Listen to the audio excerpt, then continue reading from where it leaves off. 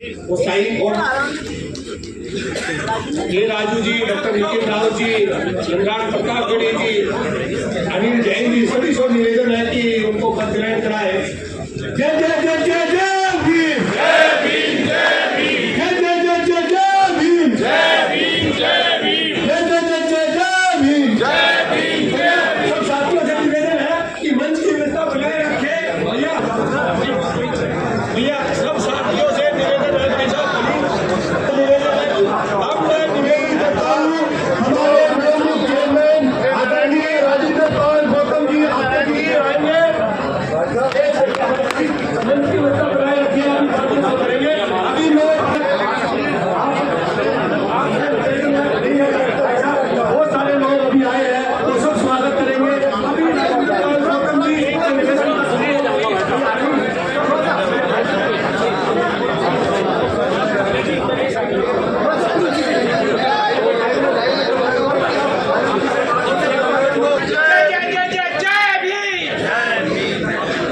दुनिया को शांति और मानवता का संदेश देने वाले तथागत भगवान बुद्ध महर्षि वाल्मीकि जी, संत गुरु रविदास जी, संत कबीरदास जी, ज्योतिबा फूले जी, शिवाजी महाराज, सावित्रीबाई फूले जी, फातिमा शेख जी, साहूजी महाराज, पेरियार रामास्वामी नायकर जी, नारायण गुरु जी, डॉक्टर बाबा साहेब अम्बेडकर जी, माता रमाबाई जी, मानव कांशीराम साहब, बुद्ध के मौर्य जी, नरेश सिंह यादव जी, रामस्वरूप वर्मा जी, जगदेव बाबू कुशवाहा जी, कर्पूरी ठाकुर जी, संत गाडगे बाबा और तमाम बहुजन समाज के ऋषियों मुनियों महापुरुषों के चरणों में कोटि कोटि नमन करते हुए भारत के सभी स्वतंत्रता सेनानियों, संविधान निर्माताओं के चरणों में कोटि कोटि नमन करते हुए मंच पे आसीन SC, ST, OBC minority department के कोऑर्डिनेटर आदरणीय के राजू जी, माइनॉरिटी के चेयरमैन भाई इमरान प्रताप गढ़ी जी, OBC के डिपार्टमेंट के चेयरमैन भाई अनिल जैन जी, उत्तर प्रदेश के अध्यक्ष अजय राय जी, दिल्ली के अध्यक्ष जो निकल गए किसी प्रेस कॉन्फ्रेंस की वजह से देवेंद्र यादव जी, हमारे हिमाचल प्रदेश के डिप्टी स्पीकर विनय जी, राजस्थान के दो पूर्व मंत्री मेघवाल जी, ममता जी और तमाम और नितिन राव जी, तमाम साथी जिनके मैं नाम नहीं ले पा रहा हूँ, मैं धन्यवाद करता हूँ। आप सबने मेरा हौसला बढ़ाया और आप सब साथियों से माफी मांगता हूँ क्योंकि बहुत सारे साथी नीचे बैठे हैं तो मैं ये व्यवस्था नहीं कर पाया कि आपको सबको कुर्सी मिल सके, इसके लिए मैं आप सबसे क्षमा चाहता हूँ। साथियों, कुछ लोग फेसबुक पे और ट्विटर पे मेरे को गाली दे रहे हैं। वो मुझे कह रहे हैं कि भाई तुमने बाबा साहेब की विचारधारा के खिलाफ कांग्रेस में क्यों गए। तो मैं उन साथियों को जवाब देना चाहता हूं। आज पूरे देश में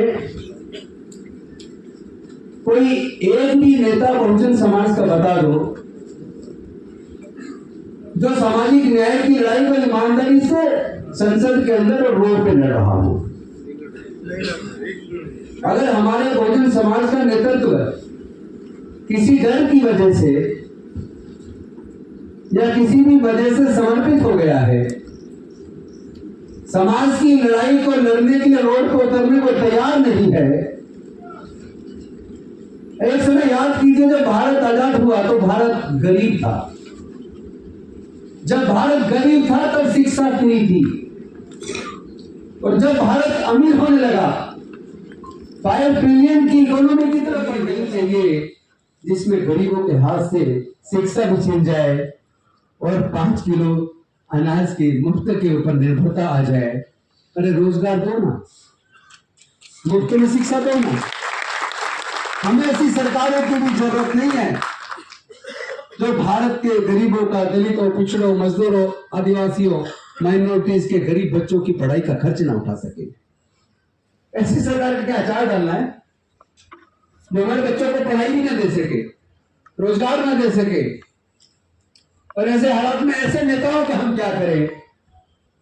जब आए दिन मुंह से रखने पर हत्या हो जाती है, घड़ा छूने पर हत्या हो जाती है, मंदिर प्रवेश करने पर, मूर्ति छूने पर हत्या हो जाती है, घोड़ा खरीदने पर हत्या हो जाती है, अच्छा चश्मा लगाने पर हत्या हो जाती है, घोड़ी पर बारात निकालने पर हमला हो जाता है।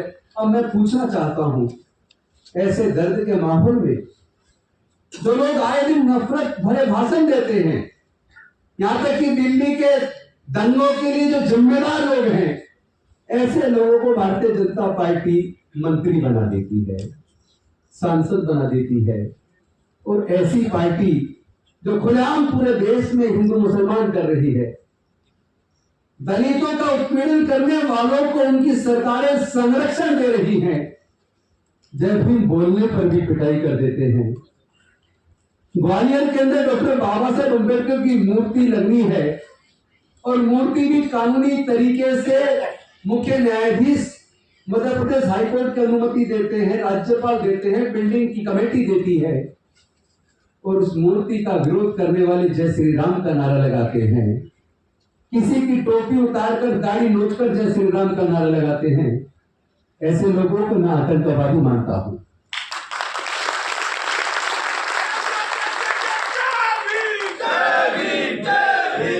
गांव देहात के अंदर हम बचपन से देखते आए, गांव के लोग राम राम करते हैं, जय भीम बोलते हैं, नमस्कार करते हैं, लेकिन ये जय श्री राम का नारा लगाकर धमकाने वाले कौन है, उनकी पहचान कर लो।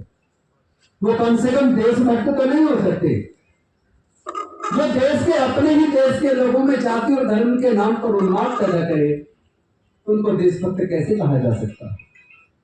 ऐसे लोगों के साथ, चूंकि वो लोग संविधान के दुश्मन हैं, वो लोग मानवता के दुश्मन हैं, उन्हीं लोगों की वजह से आए दिन आज देश में ऐसा माहौल हो गया कि भारत का मुसलमान, भारत का क्रिश्चियन डर के साए में जी रहा है। आदरणीय प्रधानमंत्री जी, आप तो विदेश में जाते हैं तो कहते हैं कि मैं बुद्ध के देश से आया हूं, हमने दुनिया को युद्ध नहीं बुद्ध दिए, लेकिन भारत में बौद्धों की आस्था केंद्र महाबोधि महाविहार, उसको तो मुक्त कर दीजिए। भारत में कम से कम जो जाति और धर्म के नाम पर उन्माद करने वाले लोग हैं, कम से कम अपनी पार्टी में ऐसे लोगों को बढ़ावा तो मत दीजिए, ऐसे लोगों को सांसद, विधायक, मंत्री तो मत बनाइए। अरे मैं याद करता हूं, मिशन जय भीम के राष्ट्रीय अध्यक्ष बीपी निगम मौजूद है।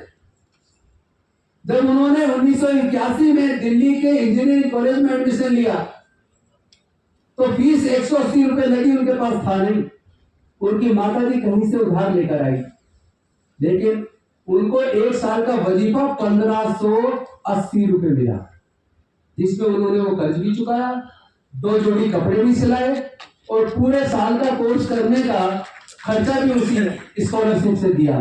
तो एक समय था जब कांग्रेस का राज था और कांग्रेस के राज में स्कॉलरशिप से पढ़कर लोग जज, engineer, doctor, collector, scientist, professor बने। इतिहास है ये इतिहास का हिस्सा, इसको नकारा नहीं जा सकता। एक समय भारत में बैंक प्राइवेटाइज होते थे, इंश्योरेंस कंपनियां प्राइवेट होती थी, लेकिन इंदिरा गांधी जी के टाइम पर बैंकों का और इंश्योरेंस कंपनियों का राष्ट्रीयकरण हुआ, देश के करोड़ों दलितों, पिछड़ों को रोजगार मिला। कांग्रेस के टाइम पर 100 से ज्यादा पब्लिक सेक्टर अंडरटेकिंग्स कंपनियां बनी, जिनमें करोड़ों लोगों को रोजगार मिला। लेकिन याद कीजिए, जब इन मनुवादियों की सरकार बनी तो पहली बार भारत सरकार में डिसइन्वेस्टमेंट मिनिस्ट्री बनाई गई, भारत सरकार के सार्वजनिक उपक्रमों को बेचने के लिए। तो ये देश बेचने वाले देश में राष्ट्रभक्ति की बात करते हैं तो मुझे दुख होता है। लड़ाई विचारधारा की लड़ाई है। मैं हमेशा कहता हूं, ये लड़ाई विचारधारा की है। जो लोग संविधान बदलने की बात करते थे वो वैसे ही नहीं कहते, जैसे इमरान भाई बोल रहे थे, जहां वो माथा टेकते हैं उसी को बदल देते हैं। पहले पुरानी संसद पे माथा टेका, उसको बदल के नया बना दिया, फिर संविधान, बाबा साहेब के बनाए संविधान जिसने तमाम देश के दलितों, पिछड़ों, आदिवासियों, सब लोगों को, स्त्री को, पुरुष को, सबको समान कर दिया, सबको बराबर की चीज दी। उसी संविधान को माथा पे लगाकर उन्हीं के नेतागण भाषण में कह रहे कि 400 पार को संविधान बदलना है। लोगों ने रोक दिया था 170-71 पर, धोखे से 240 तक पहुंच गए। उसमें कितनी गड़बड़ी हुई है ये पूरा देश जानता है। ईवीएम के साथ क्या खिलवाड़ हो रहा है, और शाम को जो डाटा जारी होता है चुनाव वाले दिन, और शाम को अचानक से 6-7% वोट कहां से बढ़ जाता है। इस तरीके से चुनाव जीते जा रहे हैं। तो हमारी लड़ाई कई मोर्चों पर है। देश की संवैधानिक संस्थाओं पर कब्जा हो चुका है। कई बार लगता है election commission Bharatiya Janata party का प्रवक्ता बन रहा है। कई बार लगता है देश के तमाम मुख्य मीडिया चैनल वो भाजपा के लिए काम करते हैं। क्योंकि पहले मीडिया सत्ता पक्ष से सवाल करती थी, आज मीडिया विपक्ष से सवाल करता है। सत्ता पक्ष के सामने नतमस्तक हो जाता है, मोदी जी के घुटनों में बैठ जाता है। तो ऐसा मीडिया हमें नहीं चाहिए। मैं तो पूरे देश के लोगों को कहता हूं कि इस मुख्य मीडिया को देखना बंद करिए, क्योंकि ये मुख्य मीडिया बीजेपी का प्रवक्ता बन गया है। आज मैं धन्यवाद करूंगा सोशल मीडिया के लोगों से, विशेष रूप से बहुजन मीडिया से, जिनके माध्यम से ये सामाजिक न्याय की लड़ाई एक एक गांव घर गली तक पहुंची है। एक वाकया मैं आपको बताना चाहता हूं साथियों। अप्रैल के पहले महीने में 2024 में आम आदमी पार्टी का विधायक रहते हुए मुझे राहुल गांधी जी से उनके घर पे मिलने का मौका मिला। मेरी उनसे 40 मिनट तक बातचीत हुई। मैंने उनसे सवाल किया कि आदरणीय राहुल जी, आप जो सामाजिक न्याय की बात कर रहे हैं, आप जाति जनगणना की बात कर रहे हैं, जिसका जितना संख्या उसका उतना, ये बात कर रहे हैं, ये तो बहुजन समाज के महापुरुष किया करते थे। इस लड़ाई को तो डॉक्टर बाबा साहेब अम्बेडकर जी ने लड़ा था। इस लड़ाई को तो माननीय कांचन साहब ने लड़ा था। आपके लिए परिवर्तन कैसे? मैंने उनसे सवाल किया कि क्या आप सत्ता के लिए, राजनीति के लिए, वोट पाने के लिए कर रहे हैं? सच में आपका अक्षर परिवर्तन हुआ है? तो मैं उस गौरवशाली क्षण को कभी जीवन में भूल नहीं सका। उन्होंने कहा कि गौतम जी, मेरे जिंदगी में जितना मर्जी नुकसान हो जाए, मेरी चाहे राजनीतिक नुकसान या किसी भी प्रकार का नुकसान जितना मर्जी हो जाए, लेकिन ये सामाजिक न्याय, ये मैंने अपने जीवन का उद्देश्य बना लिया है, मिशन बना लिया है। उसी दिन मैंने राहुल जी को कहा कि राहुल जी, अगर आपने इसे सामाजिक न्याय का मिशन बना लिया है तो फिर मैं अपनी विधायकी से रिजाइन करके आपके साथ कंधे से कंधा मिलाकर सामाजिक न्याय की लड़ाई को लड़ूंगा। और जो लोग कहते हैं कि बाबा साहब ने कहा था कि कांग्रेस का चवन्नी का भी आप मेंबर मत बनना, मैं उनको कहना चाहता हूं, पहले इतिहास को पढ़ लो, ये भी देख लो कौन से सन में किन परिस्थितियों में कहा था। लेकिन उसके बाद परिस्थितियां बदली, कांग्रेस ने भी अपने अंदर बदलाव किया, और उसी कांग्रेस के साथ मिलकर डॉक्टर बाबा साहेब अम्बेडकर जी ने भारत के संविधान का निर्माण भी किया, और एक प्रथम कानून मंत्री के तौर पर उसी कांग्रेस के साथ मिलकर कानून मंत्री का पद स्वीकार करके भारत के लोगों की तकदीर बदलने का काम भी किया। उन्होंने हिंदू कोड भी लेकर आए। आप सब जानते हैं भारत में हिंदू महिलाओं की क्या स्थिति थी। हिंदू महिलाओं को जवानी में पति मर जाए तो दूसरी शादी करने का हक नहीं था।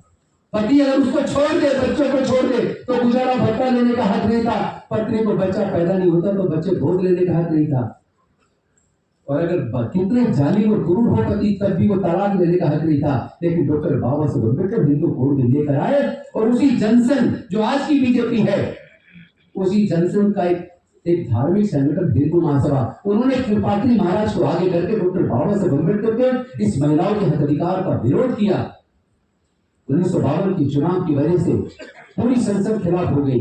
नेहरू जी ने भी देखा कि कहीं पूरा वोट किसी वजह से ना चला जाए। कुछ समय के लिए नेहरू जी रुक गए, और मजबूरी में जब लगा बाबा साहेब को कि हमें महिलाओं को अगर मैं हक नहीं दिला सकता तो फिर मैं कानून मंत्री बन के क्या करूं, उन्होंने कानून मंत्री के पद से त्याग पत्र दे दिया।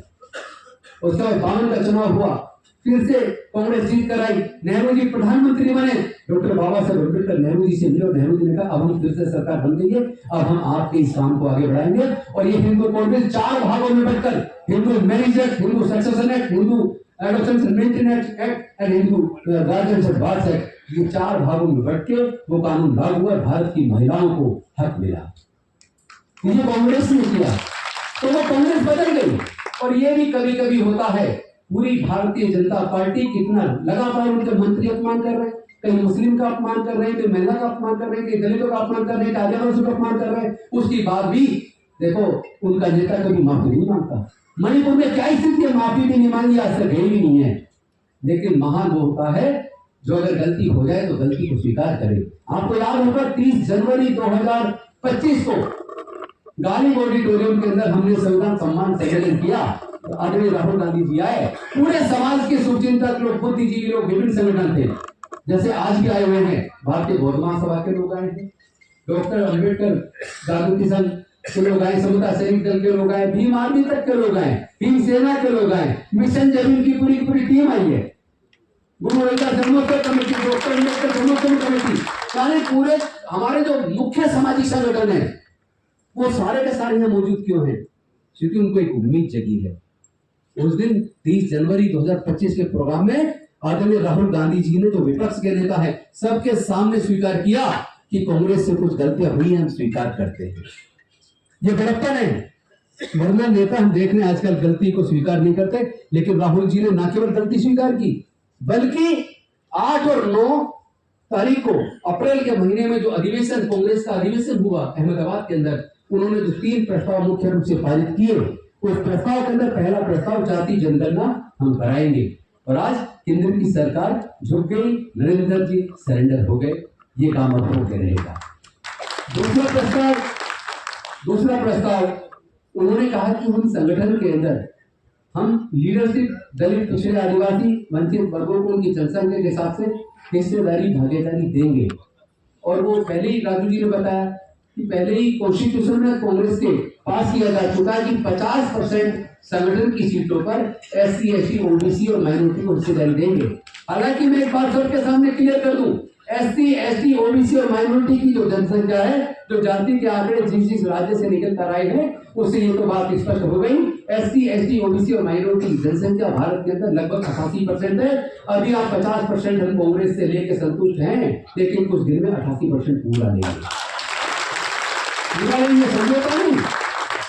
जब कोई कंपनी बनती है, कंपनी में लोग पैसा लगाते हैं, इन्वेस्टमेंट करते हैं, शेयर होल्डर बनते हैं, कंपनी को जब मुनाफा होता है उसके इन्वेस्टमेंट के हिसाब से शेयर मिलता है। तो कांग्रेस को हम हर राज्य में, अभी तो यूपी और बिहार को जिता के लाएंगे, हम सरकार बनाएंगे यूपी के अंदर, बिहार के अंदर, पूरे देश के अंदर कांग्रेस को उसी गौरव को वापस लाएंगे। क्योंकि केवल कांग्रेस पार्टी है, जब तक कांग्रेस मजबूत थी तब तक दलितों, पिछड़ों, आदिवासियों, माइनॉरिटीज को उतना डर नहीं था, तब तक उनका शिक्षा की सारी व्यवस्था ठीक थी, तब तक उन्होंने जो ट्राइबल सब प्लान, शुल्का सब प्लान, उसको भी प्रस्ताव पास करके उस पर कानून बनाएंगे। वो सब प्लान पूरी तरीके से केंद्र की सरकार ने ध्वस्त कर दिया, क्योंकि उसमें किया गया था प्लान हेड फंड का, टोटल बजट का उनकी जनसंख्या के हिसाब से फंड दिया जाएगा। लेकिन बीजेपी की जब से सरकार आई है, पूरी उसकी कटौती कर दी। शिक्षा का बजट घटाते घटाते लगभग 2.5% पे आ गया, और हेल्थ का बजट घटाते घटाते 2% से नीचे आ गया। ये कैसी सरकार है जो शिक्षा और स्वास्थ्य को प्राथमिकता नहीं देती? क्या बिना शिक्षा के भारत विश्व गुरु बन सकता है? ये कैसा विश्व गुरु की बात करते हैं, बात विश्व गुरु की, और शिक्षा का बजट खत्म कर रहे हैं। ऐसे हालात में मैं बहुत ज्यादा लंबा भाषण ना करते हुए, जो जिम्मेदारी मुझे आदरणीय खड़गे जी ने, आदरणीय राहुल गांधी जी ने और कांग्रेस की टॉप लीडरशिप ने जो जिम्मेदारी मुझे दी है, मैं उनको इस बात के लिए अश्योर करता हूं। पहले तो धन्यवाद करता हूं उनका कि उन्होंने मुझे ये जिम्मेदारी दी, और साथ ही साथ उनको भरोसा दिलाता हूं, पूरी कांग्रेस लीडरशिप को भरोसा दिलाता हूं, सामाजिक न्याय की इस लड़ाई में अगर जान की भी कुर्बानी देनी पड़ी तो राजेंद्र गौतम देंगे। और मैं अपने पूरे बहुजन समाज को भी मैं भरोसा दिलाता हूं कि मैं जो हमारे बहुजन महापुरुष हैं, उनका जो मार्गदर्शन जो मिला है, जिंदगी में कितने नुकसान हो जाए पर मैं भी विचारधारा से समझौता नहीं करूंगा। अपने बहुजन समाज के हक अधिकार की लड़ाई को मजबूती के साथ लड़ेंगे। कहीं पे अगर मुस्लिम के ऊपर जुल्म होगा उसकी लड़ाई भी लड़ेंगे, किसी अन्य के ऊपर भी जुल्म होगा उसकी लड़ाई भी लड़ेंगे, और अपने समाज के हक अधिकार की लड़ाई को जमीन पर उतार कर रहेंगे।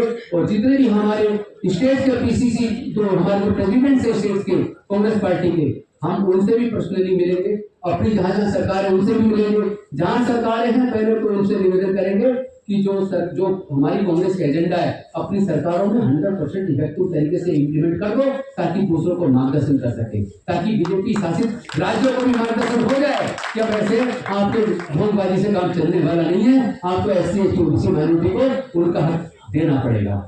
तो साथियों, इसी के साथ मैं आपको भरोसा दिलाता हूं कि मैं एक एक गांव तक पहुंचूंगा, लेकिन एक निवेदन आप सबसे करना चाहता हूं।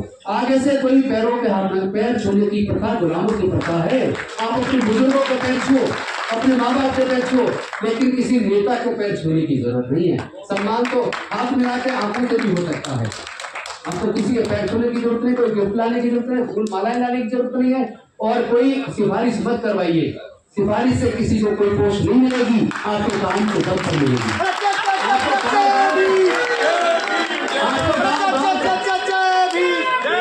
आपको गांव-गांव तक कांग्रेस को खड़ा करना है, कांग्रेस के उसी घोड़ों को वापस लाना है, क्योंकि जब तक कांग्रेस मजबूत थी तब तक हमारे समाज के विकास के लिए योजना खूब बनी, और जब से कांग्रेस कमजोर हुई धीरे धीरे हमारे हाथ से शिक्षा दी गई और जो विकास की योजना वो भी गई, और आज तो हमारा स्कॉलरशिप भी नहीं मिलता, वो भी कटते जा रहा है। गिनते जहाँ मतलब करोड़ों रुपये मिलता था 10-20 लाख रह गए, और जानबूझ के ऐसा पोर्टल बनाया जाता है जो बंद हो जाता, काम नहीं करता। इन्हीं शब्दों के साथ, इस आशा उम्मीद के साथ हम लोग मिलकर कांग्रेस पार्टी को मजबूत करेंगे और पूरे देश में वापस से वोट करने जाएंगे, अपनी बहुमत विरासत को बचाएंगे। बहुत बहुत धन्यवाद।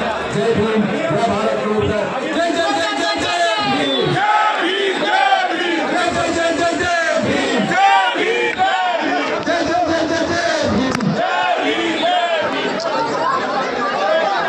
भारत भाग्य विधाता, पंजाब सिंध गुजरात मराठा द्राविड़ उत्कल बंगा, विंध्य हिमाचल यमुना गंगा, उच्छल जलधि तरंगा, तब शुभ नामे जागे, तब शुभ आशीष मांगे, गाए जब जय गाथा, जन गण मन नायक जय हे, भारत भाग्य विधाता, जय हे, जय हे, जय हे, जय जय जय जय हे। जय भीम की टीम हमारे बीच आई है। दिल्ली निगम की राष्ट्रीय अध्यक्ष ईश्वर सिंह जी, जनरल सेक्रेटरी जुल्फी खान जी, आरपी सिंह जी प्रदेश अध्यक्ष दिल्ली, श्री बजाज जी।